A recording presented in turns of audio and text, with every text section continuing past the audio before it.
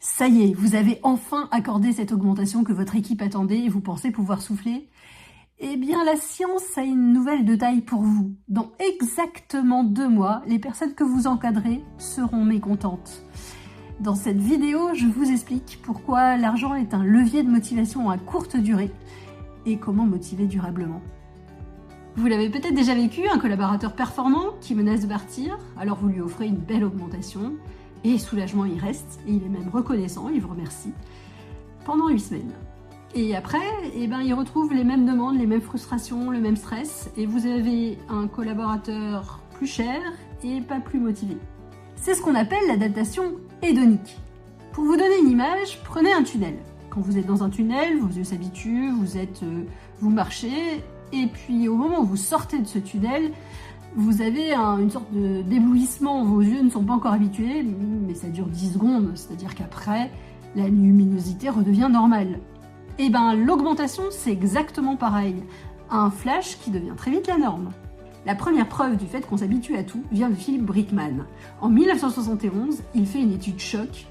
Il compare le niveau de bonheur de personnes ayant gagné au loto et de personnes ayant eu un accident grave et étant paraplégiques. 1 an plus tard, les 2 groupes ont le même niveau de bonheur. Les personnes qui avaient eu la chance de gagner au loto se sont habituées à leur richesse et même les petites joies du quotidien leur paraissent fades. Plus récemment, Daniel Kahneman, prix Nobel d'économie quand même, a confirmé que l'argent améliore l'évaluation de la vie, c'est-à-dire que les gens se disent que leur vie est meilleure, mais pas le bien-être émotionnel au quotidien. Les gens n'arrivent pas à se dire qu'ils se sentent plus heureux aujourd'hui. Les études montrent qu'après une augmentation, le pic de bonheur retombe en 2 à 3 mois maximum. En fait, le cerveau a un thermostat du bonheur qui revient à son point de consigne initial, quoi qu'il arrive. Et ce n'est pas tout. Richard Easterlin a montré l'effet pervers de ce phénomène, l'ajustement des aspirations. Dès qu'on gagne plus, nos besoins augmentent. Le cerveau déplace constamment la ligne d'arrivée. Le nouveau salaire devient vite le strict minimum. Et vos équipes en veulent déjà plus. Vous rentrez dans une spirale sans fin de demande salariale.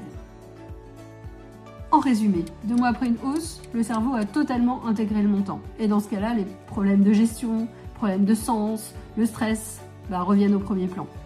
En tant que manager, en fait, vous devez comprendre une chose, c'est que le salaire, c'est un facteur de non-insatisfaction, pas de bonheur durable. Quand il n'est pas là, c'est un problème. Mais quand il est là, il ne motive que temporairement. Mon conseil, pour motiver et fidéliser votre équipe sur le long terme, investissez dans la reconnaissance, le développement des compétences, l'autonomie, le sens de leur mission.